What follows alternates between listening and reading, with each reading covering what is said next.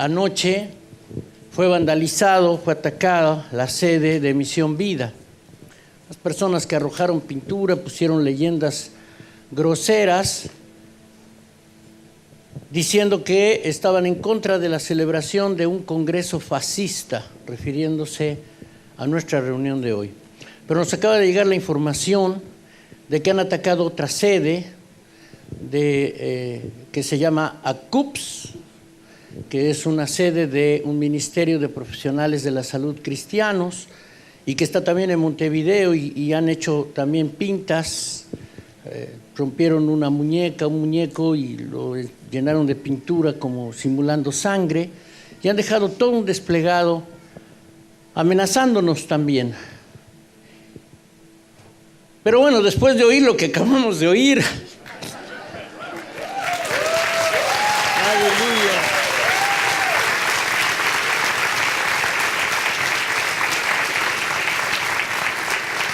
y yo solo recuerdo el pasaje de la Escritura cuando dice: Señor, mira sus amenazas. Y yo quiero cubrir al pueblo uruguayo bajo la poderosa mano del Señor. Y claro que van a venir amenazas y Dios nos guarde, pero quién sabe qué cosa más adelante. Pero sin importar lo que ocurra, esta no es nuestra batalla, es la batalla del Señor. Y Él pelea esas batallas. Yo le he pedido que pase a mi hermano Jorge y voy a pedir a Gloria Hernández, que está con nosotros, que es precisamente una de las dirigentes de ACUPS, que también venga acá para que oremos por ellos, como un símbolo de lo que ellos representan. De este lado, por favor, Gloria. También quiero simbólicamente invitar a Gerardo Amarilla y Álvaro Dastugue, porque ellos son ahora la representación legal, jurídica, política de la Iglesia Evangélica en el Uruguay. Y vamos a bendecirlos porque ellos tienen que dar la cara hoy por nosotros. Entonces seguramente tendremos que levantar alguna denuncia, tendremos que hacer también un pronunciamiento ante la prensa, tendremos que hacer todo lo que sea necesario hacer, y el Señor con nosotros, para que lo que hagamos pueda tener una respuesta así contundente, como una piedra en la frente de un gigante. Pero además, para decirle a esa gente, también está el diputado Irazábal, perdón, si nos hace favor de acompañarnos al estrado. Ahí viene ya. Decía a ustedes que lo que hagamos ahora sea como una roca, una piedra en la frente de un gigante, y que ellos sepan que nosotros no estamos aquí por maldecirlos, por atacarlos, por condenarlos, porque nosotros amamos a las personas que en esta condición tienen un mensaje de odio, pero nosotros tenemos un mensaje de amor que es en Cristo Jesús. Así que este cuadro hermoso de hombres y mujeres que se han levantado para predicar la palabra desde los púlpitos tradicionales, pero ahora hombres y mujeres que se han levantado para predicar la palabra desde púlpitos especiales, pues que Dios los cubra, los use con poder. Y quiero decirle al pueblo, aquí están sus Davids. Ellos son por quien tenemos que cubrir y bendecirlos en el nombre de Jesús. Así que le voy a pedir a los pastores extranjeros que estamos hoy aquí, ¿por qué no vienen y bendicen a cada uno de ellos? Y oramos porque Dios bendiga a esta hermosísima nación del Uruguay, la nación celeste, dicen que le llaman. Sí. Pues que esta bendición de Dios caiga sobre ellos. Y yo quiero rogarles en el nombre de Jesús que hagamos una oración al Padre y le pidamos a Dios que cubra, que bendiga a nuestros amados hermanos. Y decirle a Jorge y decirle a Gloria que por supuesto solos no están. Dios está con nosotros y acá abajo sus brazos eternos. Queridos hermanos, Dios los use con poder. Alvarito, Gerardo y Benjamín, no le conozco, pero es un honor tenerlo en esta lid. Oramos por ustedes para que Dios los use y los bendiga. ¿Por qué no le pedimos a Hugo Márquez que él nos dirija en esta oración y bendiga este tiempo? y cubrimos a estos hombres y mujeres en el nombre de Jesús. Por hoy estamos tentados de victimizarnos y de tener lástima por nosotros. Pero dice la palabra que nos sintamos dignos de padecer por causa de Cristo. Y yo quiero declarar que ustedes como iglesia en Uruguay son declarados en el cielo dignos. Por eso el Señor les permite estos padecimientos por causa de su nombre y por causa de su obra. Y la iglesia iberoamericana levanta sus manos y suelta bendición y declare bendición. Y cubrimos a estos hombres y mujeres, profetas de Dios, que anuncian de día y de noche, en tiempo bueno y en tiempo malo, en tiempo oportuno y en tiempo que no es oportuno, de día y de noche, la santa palabra de Dios, la voluntad de Dios. Señor, los cubrimos en el nombre de Jesús, para que en ellos sea hecho conforme a tu voluntad. Y declaramos que en toda esta agresión, en toda esta descalificación, no encontramos despropósito de tu parte. Aún esto, Señor, será usado conforme a tu propósito para el estremecimiento de la nación de Uruguay. Aún esto lo usarás para bien, Señor. No sabemos cómo lo harás, pero tu palabra dice que los que aman a Dios, todas las cosas, los vituperios, manchados los templos, las palabras mentirosas, los vidrios rotos, los titulares injuriosos de los diarios, todo, Señor, todo ayuda a bien. Y declaramos, Señor, que así será, para gloria y honra de tu nombre. Amén.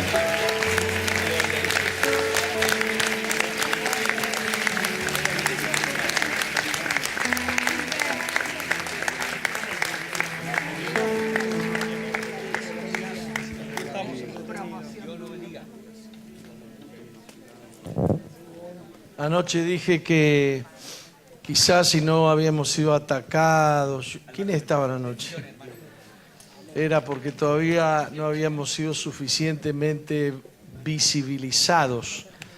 Después de haber dicho eso, a las 2 horas fueron y vandalizaron nuestro templo, así que cumplida la profecía, honrados por el Señor de sufrir por su causa.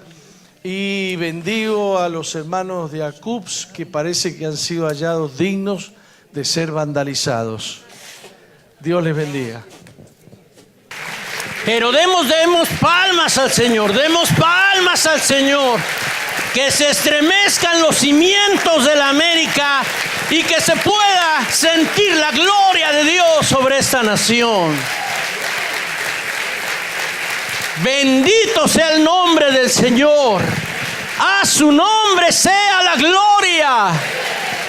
Y que toda rodilla se doble ante el nombre del Señor. En ese espíritu y con ese gozo, sigamos con nuestro congreso. Vamos a participar de un panel, el primer panel de este congreso. Así que vamos a estar invitando a Gladys Camargo. Adelante, Gladys. Gabriel Flore, no sé si Gabriel ya está aquí. ¿Vamos en los asientos? Sí, por favor. Alejandro Cid y Pablo Marsili. Adelante, bienvenidos. Y nuestra moderadora será Fátima Oliva, así que también muy bienvenida, Fátima. Y estamos atentos a lo que va a suceder en estos momentos aquí, en este tiempo que vamos a compartir. Muy buenos días, realmente muy honrada de ser moderadora de este foro que se va a dar, con la intención y la necesidad de poder esclarecer los temas que estamos tratando, y se ha invitado a ilustres profesionales que realmente ellos van a tratar de absolver también algunas preguntas que ustedes tengan. Y tenemos acá nosotros un cuestionario que ha sido meditado y planteado para esclarecer más las temáticas que estamos tocando. Porque sabemos que ideología de género tiene en sus contenidos, en la letra chica, siempre algo subterráneo y que no es para bien, que no es para vida, es para muerte. Pero aquí también la ciencia será aclarada desde la perspectiva de la ciencia de Dios. Le damos la bienvenida a todos nuestros invitados que nos han honrado con su presencia. Le pedimos que tomen asiento y vamos a proceder y vamos a empezar. Tenemos Gabriel Flores Ciani, hablará desde el área de las neurociencias y la genética. Le damos la bienvenida y queremos nosotros preguntarle en primer lugar a usted, ¿cómo ve usted el tratamiento que se pretende dar a lo que es la orientación sexual en los colegios? ¿Cómo ve la neurociencia? ¿Qué efecto causa en los estudiantes?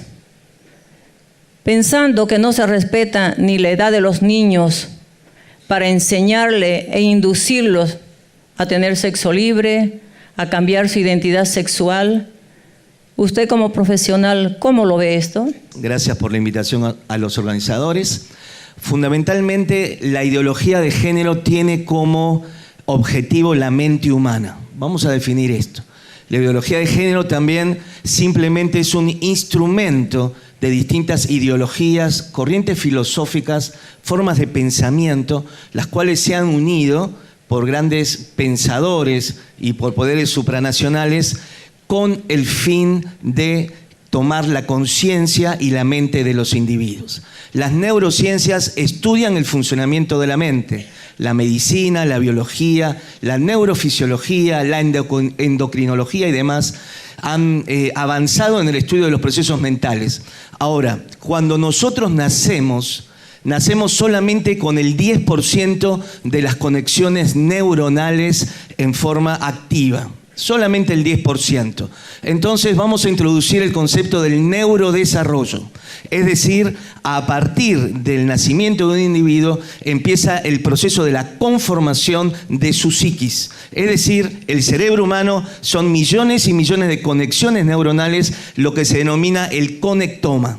El conectoma, entonces, es luego lo que va a ser la mente humana, es lo que va a ser nuestra estructura psicológica, lo que va a ser nuestro carácter y, en definitiva, nuestra personalidad.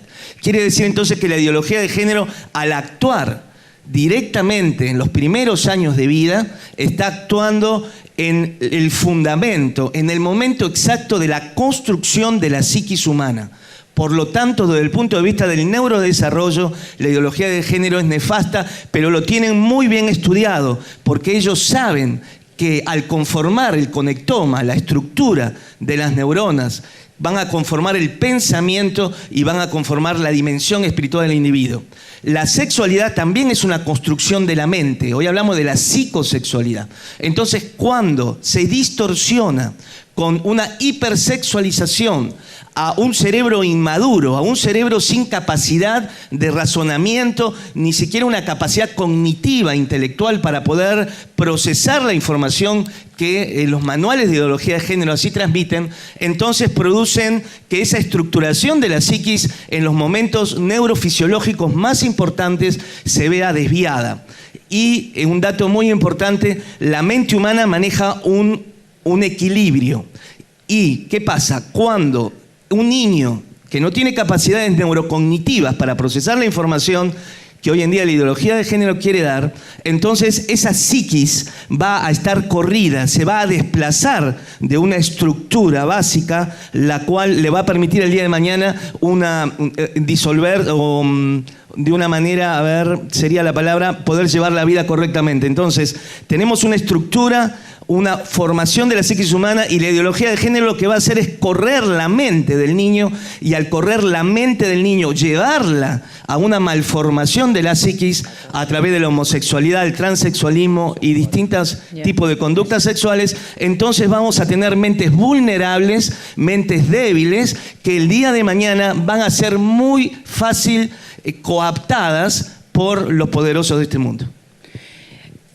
Ante esta situación, ¿qué sería lo aconsejable referente a la educación sexual que deben de tener los niños? ¿Cuál sería la edad? ¿Qué recomendación le damos a los padres o a los tutores? Mi punto de vista es, y esto está en discusión, es educación sexual integral más ideología de género. Hoy en Argentina, de 2006, tenemos la ley de educación sexual integral. Yo sería muy cauto con esto, porque es muy delicado. Es decir, a un chico yo debo de darle los principios sexuales desde un marco afectivo, emocional, el cual solamente el papá y la mamá lo pueden hacer. Nuestra psiquis se conforma por la cuestión del alimento, pero también en este marco afectivo, emocional, y el padre le transmite al niño de una manera responsable, de una manera fundamentalmente con el afecto, para que su psiquis, su psicosexualidad se mantenga normal. Entonces, pensando mucho sobre este tema, habría que plantearse si la educación sexual integral es un métier también del colegio, porque justamente necesitamos ese componente afectivo, emocional y las características de la personalidad de los padres para la conformación de la psicosexualidad del niño. Otra pregunta. ¿Cómo la neurociencia atiende a las personas que consultan a su médico por autopercibirse de un género determinado? Justamente, estos géneros que primero ante todo son una minoría. El 98% de los habitantes del mundo eligen a una pareja heterosexual. Solamente el 2% hay de homosexualidad, y te diría un transexual, bisexual, un travesti y estas cuestiones que nos quieren presentar, un pedófilo, para la medicina son un hallazgo. Es decir, yo trabajo como psiquiatra, como psicoterapeuta, y en el consultorio trabajo con gente que viene con problemas de transvestismo, pedofilia, tratarlos por el tema de la zoofilia, que es sexo con animales, con el fetichismo, que es el sexo con objetos inanimados. Recuerdo una paciente o un paciente que se excitaba y tenía orgasmo con el taco del zapato de la mujer. Es decir, son todas cuestiones que nosotros entendemos que son desviaciones sexuales. Ahora, hay un lobby científico, y mencionaban la Organización Mundial de la Salud y otros componentes, que han sacado de los manuales de psiquiatría todas estas parafilias, es decir, conductas sexuales al lado de lo normal. Hoy en día, lo que yo estoy diciendo prácticamente sería denunciado como mala praxis, ¿sí? Pero si nosotros como médicos y como científicos entendemos en realidad que todas estas conductas son producto de un corrimiento de la mente del individuo, hay un lugar donde ese individuo ha perdido el eje y se ha ido a un lugar que yo le denomino muchas veces el abismo. Es decir, la mente humana es muy frágil y nosotros tenemos que tener mucho cuidado de pasar una línea. Cuando se pasa esa línea desde el punto de vista de la conformación del conectoma, y también aquí agrego la parte genética. Es decir, nosotros tenemos genes que prenden y apagan. Y muchas de las conductas son producidas por la expresión genética. Y si ese niño tuvo traumas emocionales, si ese niño sufrió bloqueos emocionales, aún esta expresión genética está modificada de tal manera que los genes van a producir proteínas que son nuestros pensamientos, y aún esa persona que tiene una desviación sexual, aún al nivel genético ya está modificada su expresión. Significa entonces que nos hallamos frente a patologías de índole salud mental. El área de la medicina que trabaja con todo lo que la ideología de género nos quiere hacer pensar que son conductas normales, en realidad hasta no hace mucho tiempo estaba dentro de los manuales de psiquiatría y estaba dentro de las patologías de índole sexual. Otra pregunta. Si un padre ve que su hijo tiene una inclinación sexual diferente a la del sexo natural. ¿Cómo ve la neurociencia? ¿Qué recomendaría a los papás? ¿Qué actitud deben de tomar en esa situación? Ante todo, tienen que darse cuenta en los primeros años de vida. Es decir, los papás tenemos el cerebro de nuestros niños en la mano. Yo tengo 2 hijos, Carla Melina y Santiago Pedro, y cuando ellos eran niños, yo entendía que sus cerebros era como el barro en las manos del alfarero. No se enojen los chicos, pero el cerebro de nuestros hijos nos pertenece a nosotros. Nosotros somos los que tallamos el cerebro de nuestros hijos. El padre tiene una función estructural de la psiquis, la madre tiene una función estructural de la psiquis. Entonces, si un hijo tiene problemas de índole sexual, de identificación sexual, primero los padres deben de entender qué pasa con el ambiente en el cual ese niño está yéndose para ese lugar. Padres abandónicos, padres que no dan afecto, padres que insultan a los niños, los degradan, madres que esperaban a un hijo de otro sexo. Esto va haciendo que en los momentos más vulnerables de la estructuración psíquica del niño, este niño tenga una desviación en su estructuración y entonces los padres tienen que cambiar de conducta. Los primeros que tienen que cambiar de conducta son los papás. Darse cuenta que están provocando que su hijo va a tener un problema con homosexualidad, parafilia y lo que sea. Primer punto, los padres tienen que entrar en tratamiento. Muchas veces vienen al consultorio y me dicen, doctor, hacete cargo de mi hijo, como si el hijo o el cerebro del hijo no sea producto de lo que nosotros hemos hecho con eso. Entonces los papás tenemos una responsabilidad muy importante y en el caso del chico debemos de tomarlo lo más pronto posible, porque esto es lo que les decía. Si nosotros dejamos que ese niño siga conformando su conectoma, la estructuración de sus neuronas, que luego va a ser su psiquis, que luego va a ser su mente, entonces el conectoma va a ser muy difícil luego de hacerlo volver atrás desde el punto de vista científico, únicamente con un milagro de sanidad divina, porque las neuronas de esa persona con desviaciones sexuales está enferma. Muchas gracias. Considerando que la ideología de género no solamente ataca a los niños, a los jóvenes, también usa a la mujer. ¿Y por qué digo esto? Porque promueve la promiscuidad sexual y luego la induce a que la mujer tenga el aborto. Desde la perspectiva de la neurociencia, ¿cómo ve usted esto del aborto para la mujer? ¿Será que realmente es una ayuda para ella o qué efecto causa el aborto sobre su vida? Sí, el aborto va a traer un trauma psicoemocional profundo y duradero en la mujer que lo practica. Pero hay que tener cuidado con una cuestión, y aquí es donde vienen las leyes, porque yo al tener una ley que justifique el aborto, le voy sacando de alguna manera la gravedad del asunto y muchas mujeres entonces no tienen la culpa y de esa manera mitigan las consecuencias psicoemocionales. Pero más allá de esa disquisición, que es muy pequeña, una mujer sufre verdaderamente el aborto. Es interesante porque en el momento que el espermatozoide del papá con el óvulo de la mamá se unen y se produce la concepción, se produce una sola célula que se denomina cigoto. Esa célula cigoto tiene una identidad genética única, pero esa célula va a conectar a niveles profundos de conciencia psicoemocional con la mamá. Y estoy hablando de la primera célula, la cual fuimos todos nosotros. Por eso el embrión nunca fue el cuerpo de la mamá. Por eso, cuando la mamá a nivel inconsciente recibe información que hay un cuerpo extraño dentro de ella, y ese cuerpo extraño está enviando señales profundas neuroquímicas, endocrinológicas, la mamá a nivel de la conciencia profunda va a recibir esta información. Así que si esa mamá a la tercera semana, segunda semana, cuarta semana aborta, el daño psicológico emocional ya está en la madre, porque la naturaleza, la genética, hace que la mamá acepte al chico. Ahora, si decimos que el cigoto, la primera célula, ya envía señales hormonales a la madre, haciendo un vínculo emocional, entonces la mamá, al practicar el aborto, va a sufrir profundos traumas emocionales que se manifestarán con distintos síntomas. Muchas gracias, doctor. Ahora vamos a invitarle a nuestra educadora Gladys Camargo. Desde su experiencia de educadora, ¿cuál es la edad que usted considera que se debe de hablar a los niños de la sexualidad?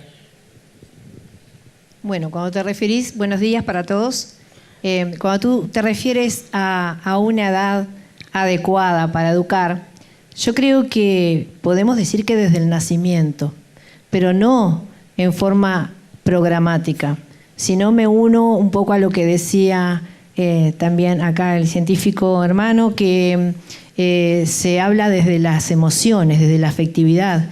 Ya una mamá o un papá desde temprana edad están educándose en sexualidad. Ya el niño está recibiendo abrazos y no de cualquiera de sus papás. Y esto se va transmitiendo. El problema es que se ha institucionalizado esto cuando debería fluir desde la familia. Es la familia, a mi entender, y no creo equivocarme, que tiene que educar en la sexualidad. Porque la sexualidad conlleva afecto, conlleva diálogo. No es algo que se pueda dar académicamente. Ahora, cuando hablamos de una enseñanza en la biología, ahí es otra historia, digamos, porque estamos hablando de lo académico puramente. No sé si no estaba preparada para preguntas, pensé que tenía que exponer, pero no sé si es lo que realmente se pregunta allí, si la respuesta está dada, si no estoy a la espera de una aclaración. Está muy bien. ¿Y la ideología de género con la enseñanza que pretende dar sobre lo que es, digamos, la identidad sexual, sobre lo que es el goce sexual desde temprana edad? ¿Cómo usted ve esta ideología sobre los niños? ¿Cuál es el resultado que usted ve desde su experiencia?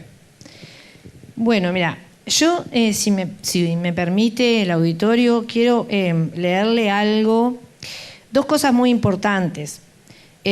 Una es que tenemos que tener en cuenta que esto no nos cayó en paracaídas, hoy tenemos la educación sexual, sino que esto se viene dando desde muchos años y en una agenda global con objetivos muy apropiados, importantes para lo que ellos quieren hacer. Ya en 1995, la conferencia de Pekín, la presidenta de Islandia, y les quiero leer, en su discurso decía: la perspectiva de género debe integrarse en los programas, deben eliminarse los estereotipos en los textos escolares y concienciar en este sentido a los maestros para asegurar así que niños y niñas hagan una selección profesional informada y no sobre la base de tradiciones predeterminadas sobre el género. Nosotros hoy vemos un currículum que nos llama la atención, ¿verdad? El currículo escolar, y que nos hemos descuidado por mucho tiempo en estudiarlo y en averiguarlo. Principalmente desde los hogares donde no hay información, pero también desde los docentes. Los docentes no entendieron a su tiempo, muchos sí, pero la gran mayoría no entendieron a su tiempo que cuando se trae a nuestro país una ley de educación sexual, había todo esto en el fondo de querer a nuestros chicos imponerles determinadas cosas. Entonces nosotros vemos cómo en las guías de educación sexual, en la llamada propuesta didáctica para llevar adelante esto, vemos cómo hay propósitos determinados en esta enseñanza. Por un lado, por supuesto que ya se ha hablado mucho a nivel en distintos niveles, que atenta contra la laicidad, todo lo que tiene que ver contra la patria potestad. Pero los objetivos básicos son la familia, fundamentalmente.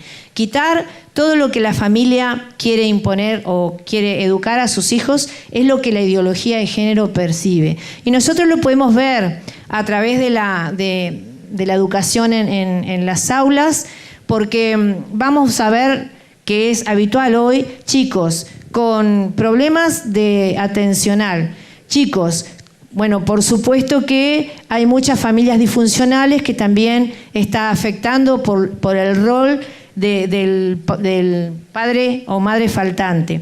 Pero vamos a ver cómo dentro de todo esto que se están implementando en las aulas, empiezan a tener chicos con problemas de autoestima, niños que, sexualmente están sexualizados en demasía porque nosotros lo podemos ver como muchas veces en sus celulares, a temprana edad, que cada vez ha descendido más la edad de tener los celulares, tienen imágenes aún pornográficas, y todo esto surge de estos manuales que están los docentes usando, ¿no? Manuales que realmente los están impulsando a masturbarse, a actividades, por ejemplo en la guía que se está usando, que se dice que no se usa, pero sí se está haciendo, que por ejemplo hay actividades como dicen, esto es mentira. Entonces hay que quitar todos los estereotipos. Lo que tu papá, tu mamá te ha enseñado hasta ahora no está bien, no es correcto, es una mentira. Ahora vamos a pensar en que no hay que discriminar, en que no hay que tolerar, en fin. Y están realmente pervirtiendo a nuestros niños, están dejando en sus pensamientos ideas totalmente erróneas, confusas, que atacan su identidad aún como ser humano. No sé si sigo diciendo, no sé si es la pregunta. Le quiero hacer otra pregunta. ¿Cómo no? ¿Es fácil o difícil para un colegio enseñar sexualidad en base a sus propios fundamentos morales? Bueno, en la actualidad, en cuanto yo dirijo un colegio cristiano, aún no hemos tenido oposición. Espero no ser profética como lo hizo el pastor Márquez. Aún no hemos tenido oposición. Trabajamos bajo cierta libertad. Por supuesto que nosotros tenemos un proyecto de educación sexual que está por supuesto avalado con la palabra, que tratamos muchos proyectos académicos que cuando recibimos las inspecciones se exponen y hasta ahora hemos tenido, vuelvo a decir, la libertad en lo que tiene que ver con esta libertad que como colegio tenemos. Tenemos que cumplir el programa, y el programa está atravesado por la ideología de género, solo que nosotros la integramos con la palabra de Dios porque somos un colegio cristiano.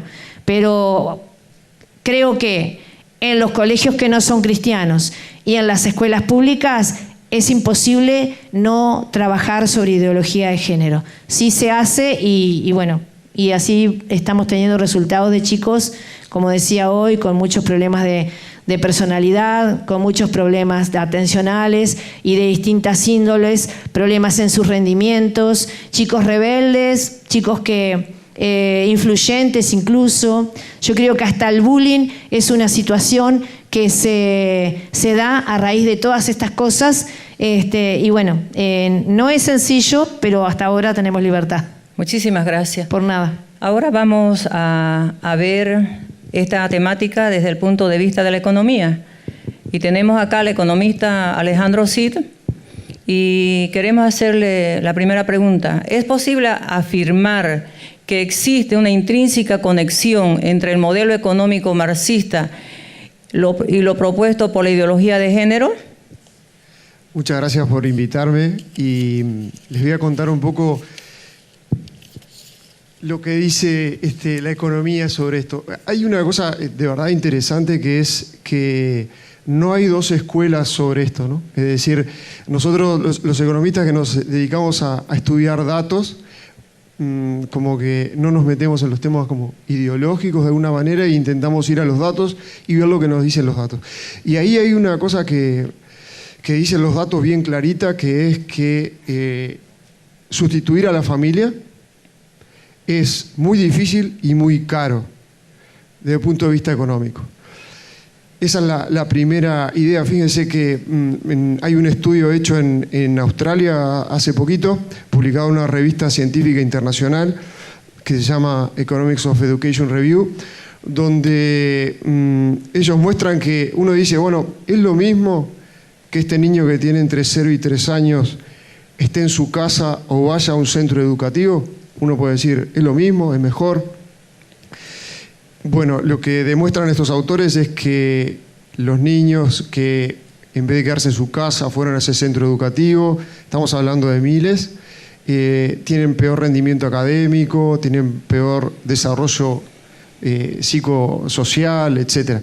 Esto, de alguna manera, no estoy diciendo que no haya que mandar a los chicos a los centros de salud, pero hay lo que digo es que lo que está demostrado es que el mejor entorno para el niño es la madre y el padre y el entorno afectivo. Una cosa sobre esto, fíjense que hoy en economía ya está también, para el caso de Latinoamérica, ya está estudiado, hay un estudio de Berlinski para el BID, que lo que él muestra ahí es la gran expansión que hubo en los centros educativos en Uruguay, lo tenemos claro, y en toda América Latina. Es decir, que cada vez más el porcentaje de niños que accede a los centros educativos es cada vez mayor. Sin embargo, hoy América Latina lo que tiene es un problema de calidad. Es decir, que es muy fácil inaugurar centros educativos. Uno construye y después uno se saca la foto cortando una cinta. El tema es qué es lo que pasa ahí adentro. Y ahí es donde se juega gran parte del partido, en la calidad de lo que pasa ahí adentro. Y ahí le quiero decir una cosa que es, hicimos 4 investigaciones acá en Uruguay que están publicadas en varias revistas internacionales como Journal of Applied Economics, y lo que uno demuestra es que es clave en los centros educativos el involucramiento de los padres. Ahí que recién usted le preguntaban acá el colega que viene de la neurociencia de qué recomendaciones para los centros educativos y los padres. Hay una recomendación clara de la literatura científica que es que es muy recomendable, hasta el punto de vista económico, que los padres se involucren en los colegios, en los centros educativos, en las escuelas públicas. Ahora estuvimos terminando hace un tiempo una investigación que hicimos en Casaballe, que para los que no son de Uruguay es una de las zonas más conflictivas y problemáticas, y de pobreza y de consumo de drogas, etcétera, en Uruguay. Y en concreto estudiamos 2 cosas. La primera, estudiamos unos liceos privados autogestionados en la zona, donde había un montón de niños que querían entrar, donde no había lugar para todos, y donde se hizo un sorteo, unos entraron y otros no entraron, que es la manera más democrática, porque no había lugar para todos, y bueno, en el futuro ojalá haya lugar. Y nosotros lo que hicimos fue, seguimos a estos niños durante 1 año, 2 años, 3 años, 4 años, a los que entraban y a los que no entraban. Bueno, los resultados son tremendos en temas de rendimiento académico y en temas no cognitivos, ¿no? Y ahí una de las claves de estos colegios, de estos centros educativos, es el trabajo con las familias. Es decir, que si uno tiene 100 pesos para gastar y uno está en un centro educativo, lo que en la economía dice es que más vale no gastar todo en el niño, sino también en los padres. Otra cosa que le digo, esto antes que los aburra con esto, pero es, estudiamos también no solo un centro educativo formal, sino que un apoyo escolar. Los niños van a la escuela y de tarde, en vez de quedarse en la calle, van a este centro de apoyo escolar. Nosotros estudiamos, los seguimos a los niños de 6 años durante 1 año, 1 año y medio, 2 años, y lo que encontramos es que los niños que iban solamente al centro escolar, pero tenían padres que no estaban comprometidos con la educación, el efecto era nulo. Es decir, que no alcanza con meter a la gente en una caja de zapatos y decir, bueno, lo saqué de la calle, no están en Casaballe, entonces lo puse, sino que es clave la participación de la familia. Y entonces encontramos que a los niños que iban a ese centro educativo apoyo escolar, más estaban los padres comprometidos, esos niños explotaban. Es decir, su rendimiento académico, su rendimiento como personas, su desarrollo emocional, etcétera, etcétera. Con lo cual, lo que les quiero recalcar es que acá hay mucha gente que manda a sus hijos a liceos, obviamente, a las escuelas, a centros educativos. La primera cosa que dice la economía, y acá no hay ideologías, es que es clave que los padres se involucren en el centro educativo. Ahí también la colega que viene de la educación... Le quiero hacer una pregunta complementando lo que usted está diciendo, para que pueda explayarse más, ¿no? Tenemos una agenda global de la ONU que ha planificado 2015 y 2030. Ha planteado 17 objetivos, entre los cuales no incluye a la familia natural. Es más, entre esos 17 objetivos tiene la equidad de género, empoderamiento de la mujer, la salud sexual y reproductiva. Entonces, ¿qué podemos ver nosotros de que aquí se excluye a la familia natural y se incluye una agenda de ideología de género? ¿Usted cree que la familia natural es importante para un desarrollo sostenible de la sociedad? Les voy a contar una cosa concreta sobre eso. que primero es que está lleno de gente de investigadores de distintas procedencias, también de maneras de ver el mundo, que están dispuestos a hacer cosas a favor de la familia porque ven que es realmente lo que funciona. Le voy a contar un caso concreto que es, desde hace 3 años estamos investigando en un proyecto y al final lo estamos aplicando, que se llama de crianza positiva, donde participan gente de distintas universidades, públicas y privadas, de distintas religiones, pero se dan cuenta que gran parte del juego se juega en los primeros 2 años de ese niño y que es clave involucrar a la familia. Entonces lo que han hecho, porque uno podría tener como dos caminos, ¿no? Uno podría decir, bueno, mira, especialmente en los lugares más desfavorecidos, la familia tiene problemas, entonces un camino es, corremos a la familia y viene el Estado, una institución, lo que sea, me hago un cargo de los niños.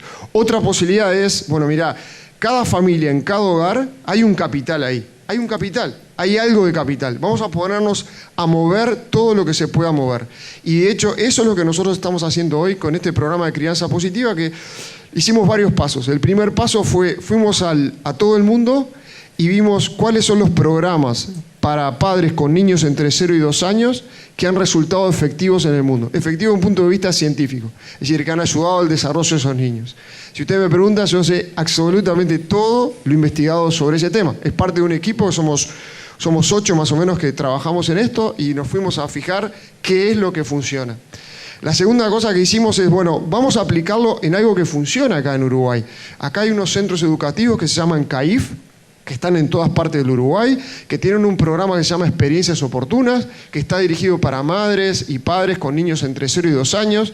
Y dijimos, bueno, acá hay gente que quiere ocuparse de las familias, vamos a hacer algo concreto, vamos a ofrecerles, vamos a diseñar una intervención y se las vamos a ofrecer gratis y que ellos la puedan aplicar. Y vamos a traer todo lo que está investigado en el mundo que funciona y se lo vamos a dar.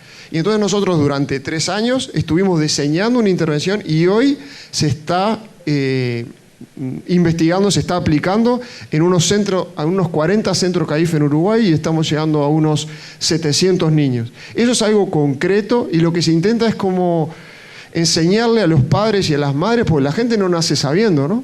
Estamos hablando acá de la familia y para invertir en la familia hay que saber, ¿no? Porque acá, digo, yo soy economista, acá tenemos médicos, gente especialista en educación, todos fuimos a estudiar y pensamos que las cosas sobre la familia nos van a venir, no sé, del cielo, así, cuando podemos nosotros, sería una comodidad, ¿no? Nosotros podemos estudiar, podemos aprender cuáles son las prácticas parentales que son positivas, que las podemos enseñar a otros, sobre el desarrollo del niño, sobre la relación entre la pareja, y hoy lo estamos aplicando en 80 CAIF, en 40 CAIF, y los estamos comparando con otros CAIF más, donde los chicos no pudieron entrar porque no hay espacio para todos, y ya estamos en el 2.º año de evaluación, y lo que le quiero decir es 2 cosas. Uno es que en Uruguay hay mucha gente que identifica que la familia es clave, sin importar la religión ni la ideología, identifican que la familia es clave,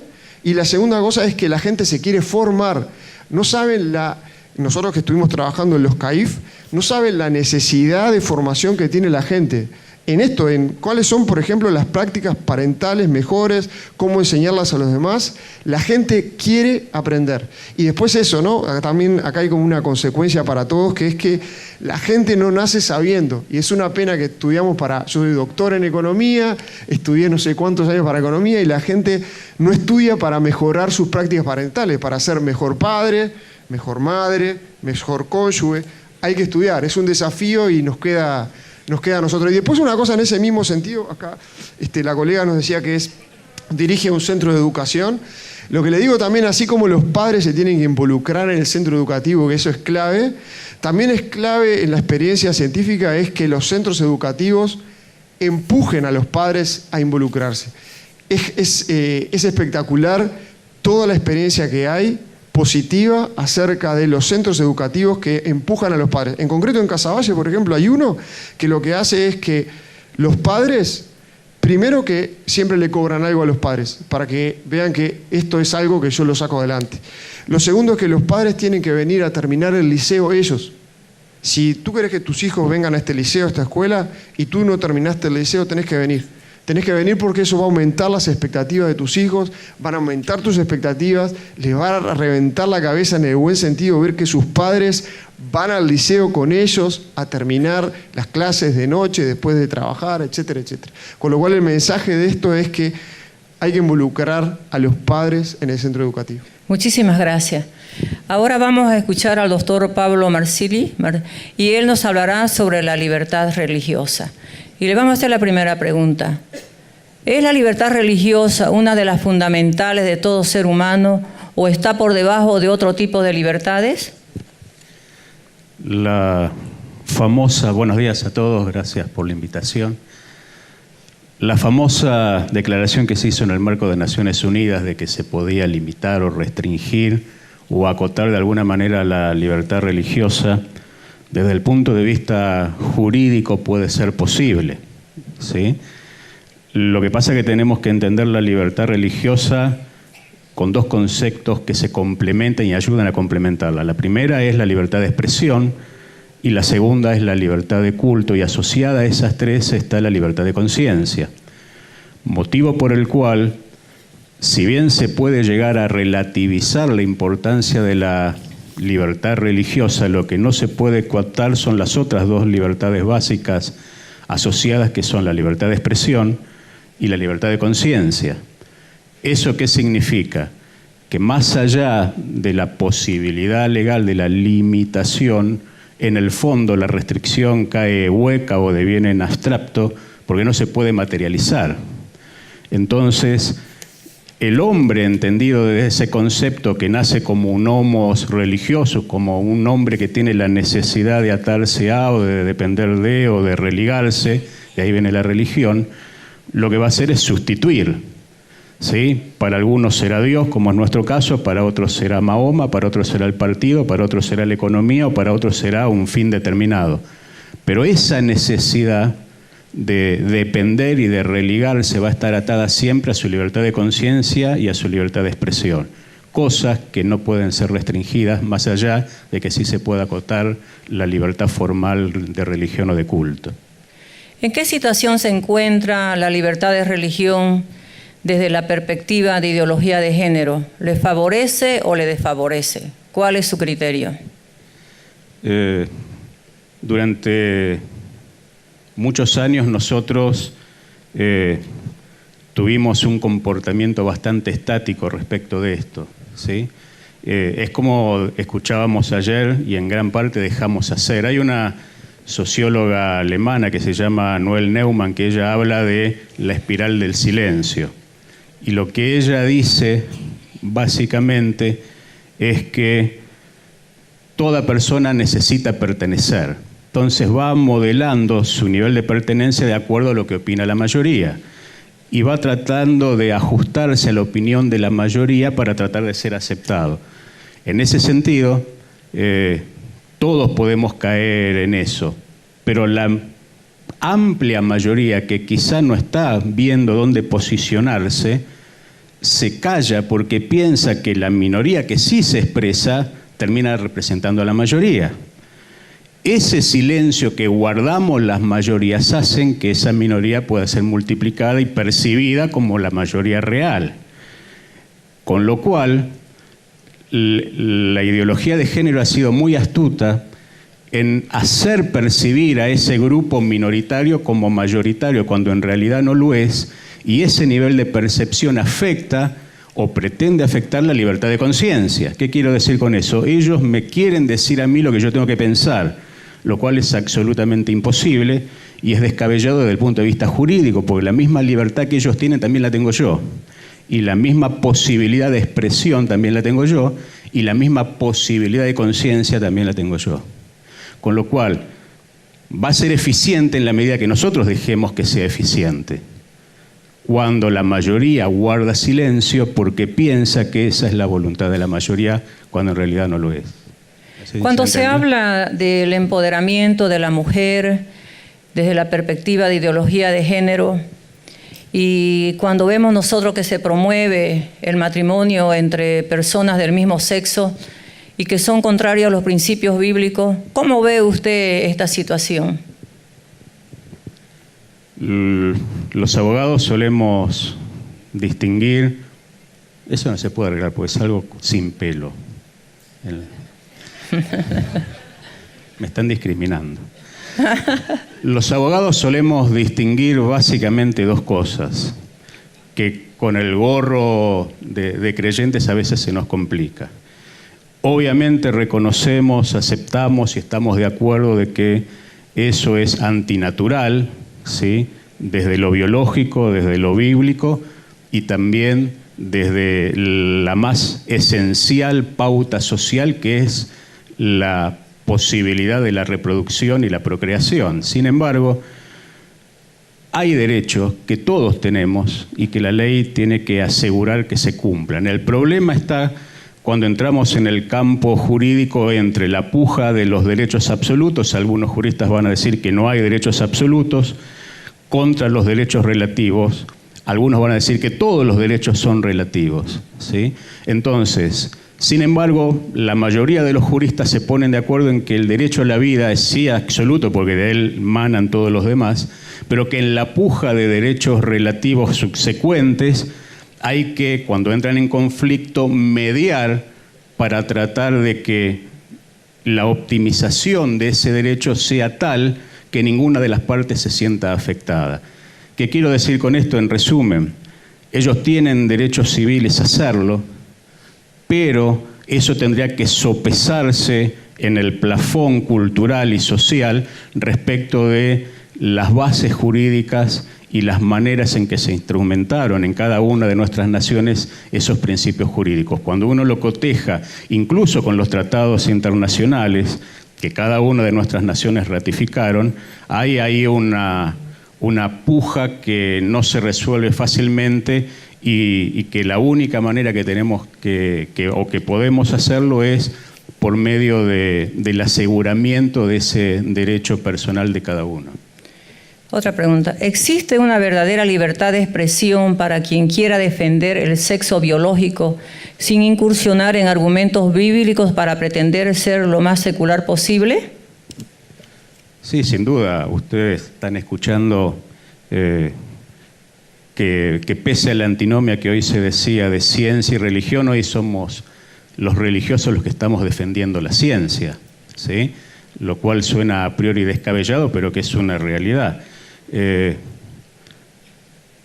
Hay un contrasentido cuando se crea una ficción jurídica. A partir de una ficción jurídica se puede instrumentar toda una serie de gamas de posibilidades que a priori son falaces hasta que la gente se empieza a naturalizar y las empieza a percibir como reales, ¿sí? Cuando uno analiza la estrategia comunicacional de la ideología de género, desde Gramsci a la fecha, pasando por lo que se llama la ventana de Overton, ellos han sido muy eficientes en conceptualizar y comunicar aquello que a priori pareciera ser aberrante, lo van naturalizando con procesos comunicacionales concatenados, sistemáticos y coherentes, hasta tratar de que devengan en algo normal, ¿sí? Ese proceso que ellos manejan a la percepción y que está muy sistematizado, termina influenciando y hace que uno perciba que eso termina siendo lo natural, cuando en realidad no lo es, ¿sí? Pero bueno, es una ficción jurídica, es una ficción comunicacional y es una ficción ideológica. Como toda ficción, siempre es endeble. ¿Qué recomendación podemos darle a la Iglesia ante la amenaza muy clara que vemos a los principios y valores bíblicos? ¿Qué le puede decir usted? Lo primero es que a veces capaz va a sonar un poco antipático lo que voy a decir, porque ustedes saben que los abogados no tenemos alma, así que no hay mayor problema. Va a parecer un poco chocante lo que voy a decir, pero nosotros tenemos que empezar, por lo menos así se maneja el campo de la justicia, a dejar de espiritualizar los temas. Y eso significa que obviamente tenemos derechos asegurados por nuestras constituciones y por nuestras leyes, incluso por tratados internacionales. Eso significa que a la hora de peticionar ante las autoridades, a la hora de acudir a los tribunales, lo primero que va a evaluar un juez es la evidencia, es la prueba. Y nosotros tenemos afianzado el discurso, pero cuando llega el momento nos faltan las pruebas. ¿Qué quiero decir con eso? Tenemos que documentar la vulnerabilidad de los derechos que nosotros estamos sufriendo. Tenemos que documentar y plasmar en fotos, en registros, en pautas, incluso en registros notariales, sacarle foto a la iglesia del apóstol Márquez, llevar notarios públicos que certifiquen el daño, que hagan constar el daño y empezar a hacer las reclamaciones con fundamento que un juez, desde lo absolutamente secular en su mayoría, pero sí desde un punto de vista de criterio de afectación de daño, va a tener que evaluar. Si yo no soy capaz de demostrarle la afectación y el nivel del daño causado, difícilmente pueda prosperar. Y esto no es un dato menor, porque si uno vuelve a la espiral del silencio, se va a dar cuenta que cuando nosotros dejamos de hacer valer nuestros derechos, ¿qué es eso? Los derechos se tienen que operativizar. Los derechos están en una nube, se transforman en realidad palpable cuando yo lo operativizo, cuando voy a un tribunal y digo, están violando mi derecho a por tal y cual circunstancia. Hasta que eso no se produjo, el derecho está ahí como en la nube de Google, ¿sí? Entonces, tenemos que aprender a documentar, tenemos que aprender a hacer valer lo nuestro y tenemos que empezar a crear jurisprudencia. Que eso es también lo que nos falta. Los jueces hablan por sus fallos y esos fallos sientan jurisprudencia. El primer fallo va a ser innovador. Cuando lleguemos al fallo 400, ya no va a ser innovador, va a ser lo que dicen los tribunales. Muchísimas gracias. Vamos a hacer una ronda de preguntas. De 2 a 3 minutos, que sea la respuesta, sobre una recomendación específica que quiera hacer cada uno de los panelistas. Y siéntase en libertad de empezar por donde quiera. Una recomendación, algo que considere preponderante, que sea de importancia para la sala. Yo creo que la primera cosa a nivel educativo es, como decía el colega, el tema de la familia. Nosotros como colegio trabajamos mucho con la familia, por eso me sentía muy identificada, pero hemos visto que hay mucha desinformación al respecto. Entonces, en lo que tiene que ver con lo educativo, la familia tiene que estar cerca y tiene que estar informada, y eso es fundamental. No podemos enviar a nuestros chicos y no saber qué está pasando, qué se le está brindando, cómo se lo está formando o deformando. Y otra cosa, bueno, desde el punto de vista de educadora en lo privado, nosotros muchas veces decimos a las familias, hay una cuestión que es real, tenemos libertad para elegir a los maestros, pero a veces no tenemos la solvencia económica para hacerlo. Pero nosotros tenemos padres que han apostado por de alguna manera invertir en la educación de sus hijos. Entonces, eso también es un consejo, ver la educación de nuestros hijos como inversión. A veces no tenemos en cuenta eso y decidimos mandarlo a lo que nos resulta más sencillo, que es la enseñanza pública. Y en la enseñanza pública nuestros chicos están desprotegidos. En la enseñanza privada también, pero eso se logra justamente cuando hay una familia cercana, interesada e informada, para que nuestros chicos estén cuidados y protegidos en contra de todas estas ideologías que seguro lo van a afectar. Muchas gracias, licenciada Gladys.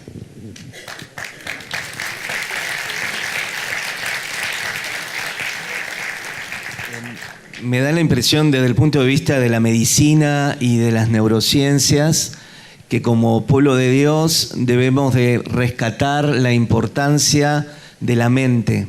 El Nuevo Testamento, fundamentalmente el apóstol Pablo y también el Señor Jesús, permanentemente mencionan la renovación de la mente, la transformación de la mente, y me parece que el pueblo evangélico hemos espiritualizado muchísimas cuestiones que no eran espirituales sino mentales.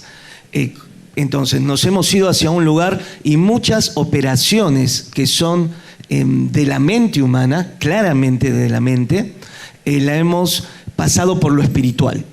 Entonces creo que hay un desbalance importante. Por supuesto, como hijo de Dios, soy pastor, creo en toda la Biblia, creo en Efesios 6, lucha contra principados y potestades de maldad y demás, pero me da la impresión que tenemos que ir nuevamente al Nuevo Testamento y fundamentalmente al apóstol Pablo en Romanos 12, en el capítulo 4 de Efesios, al mismo Señor Jesús en Mateo 10 y demás, en donde tenemos que apuntar con la palabra de Dios, con la espada del Espíritu, allí como dice Hebreos 4:12, que la espada del Espíritu penetra hasta lo profundo del corazón y discierne los pensamientos. Es decir, me gusta llamar a Hebreos 4:12 el versículo bíblico neurocientífico por excelencia. Ese sería un punto. Y para no irme de tema, la mente humana, la estructuración de la psiquis, pero fundamentalmente desde el punto de vista neuroanatómico, desde la genética y la neurofisiología, la ideología de género no va a prevalecer. Necesitaríamos millones de años de cambio cultural para que la filogenética, la información que proviene del ADN mitocondrial, no del ADN del núcleo de la célula, que nos lleva hacia un ser humano de hace 80.000 años atrás, el cual es el Homo sapiens sapiens. Entonces creo que la ideología de género no va a prevalecer, porque desde las neurociencias y desde la genética les costaría muchísimos años, te diría aún millones, para producir cambios en la genética humana, para desplazar la idea de la familia, la idea de la sexualidad, de la heterosexualidad y de las cuestiones más profundas del ser. Entonces, desde ya, desde mi punto de vista, no va a prevalecer la ideología de género. Fracasa sí o sí, porque el cerebro humano lo va a terminar rechazando. Muchísimas gracias. Bravo.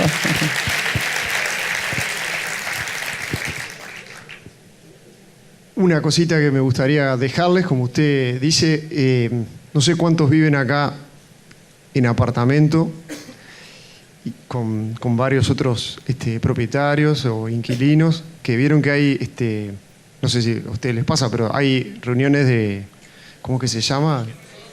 De consorcio, de propietarios, ¿no? O cada tanto para discutir alguna cosa. Estoy seguro que, por lo menos le debe pasar a ustedes, que la gente, la mitad de la gente no quiere ir a las reuniones, no baja, etcétera, etcétera. No sé, capaz son distintos, pero me parece que suele pasar. Bueno, y lo mismo pasa en el centro educativo, en las escuelas. La verdad que una recomendación que me gustaría dejarles, viendo la evidencia científica, es que tenemos que ser menos cómodos y tenemos que salir de nuestras casas y hay que ir al centro educativo, sea público o privado, y no confiar, es decir, que hay que ir, hay que ver qué libros usan, hay que ver quién es el profesor, hay que ver qué hacen. Es una inversión muy grande lo que pasa con los niños y después es difícil de remediar. Eso es una cosa también económica, que es que es muy difícil agarrar a alguien que tiene ya 18, 20, 22 años. Se puede, obviamente, ¿no? Pero la inversión es mucho mayor que si lo hubiéramos agarrado más chico. Es como los que usamos lentes. Vieron que si nos hubieran descubierto que teníamos que usar lentes más chicos, se podría haber, no sé, avanzado más rápido la lectura, etc. Entonces la primera cosa es que hay que involucrarse. Hace poquito me contaba un amigo que mandaba a sus hijos a un colegio que tiene unos determinados valores, ¿no? Que él estaba de acuerdo con esos valores, hasta que se enteró, hablando con sus niños, que los profesores de una determinada materia le enseñaban algo totalmente distinto a lo que decía el colegio. Entonces hay que meterse, es decir, hay que ir a las reuniones de los padres, hay que meterse, hay que exigir.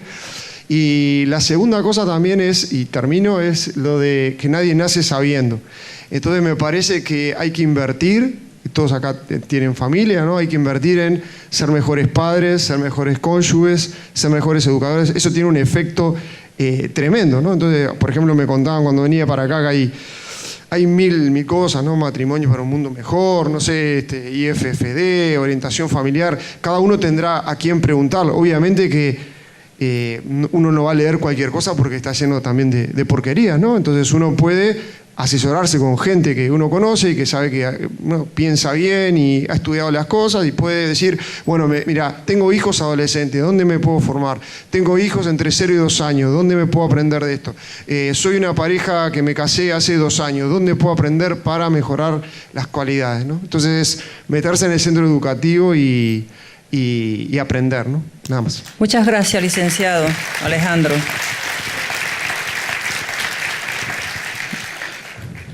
Bueno, a ver, desde el punto de vista legal, déjeme tirar una soga por amor a la profesión.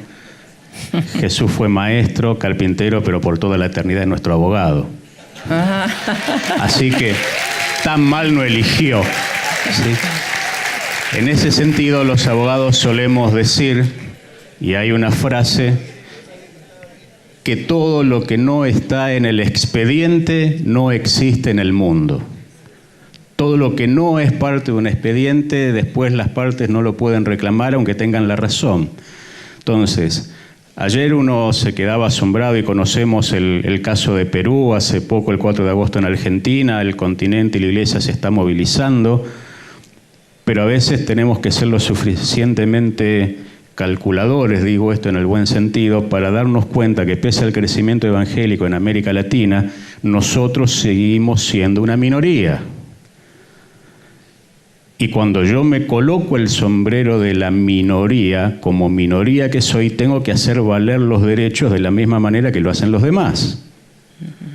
Para hacer valer esos derechos, lo que yo tengo que hacer es pedir al menos igualdad de trato y de condiciones.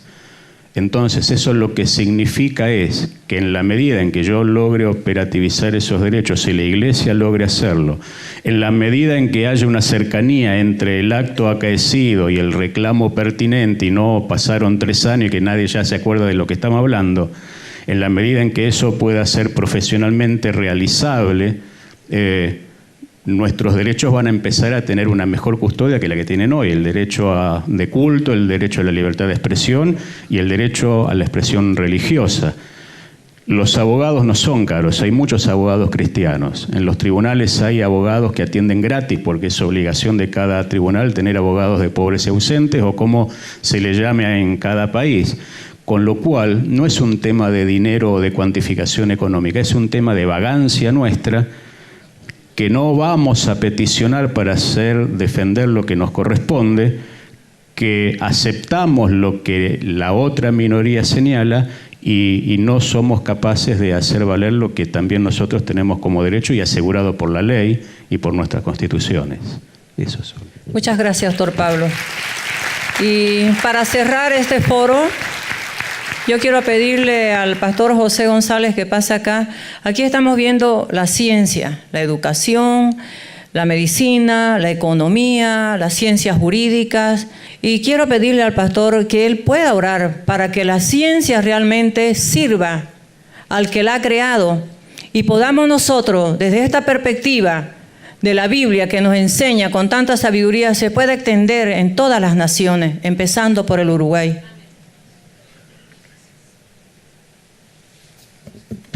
Oremos juntos, porque creo, Padre, que tenemos que orar por nosotros mismos, porque hemos permitido que complacencia, desidia, comodidad, ignorancia, indiferencia, tantas manifestaciones de nuestra carne, Señor, que nos han mantenido bajo el yugo de la escasa sapiencia. Padre Santo, tú eres el más sabio de todos, nuestro Dios sabio. Pedimos tu ayuda para nosotros, para nuestros líderes, para nuestros consiervos, para todo tu pueblo, Señor. despierta en nosotros el amor por el saber. Danos sabiduría y danos, Señor, la obediencia necesaria para que esa sabiduría se operacionalice en nuestras vidas y cada hijo tuyo se prepare hasta lo máximo que le sea posible dadas sus circunstancias. Señor, que nuestra vida entera sea un proceso de aprendizaje, arraigado en tu palabra, pero con el amor en el corazón por ti, para que tu verdad brille, y por nuestro prójimo, tal cual tú nos lo pides.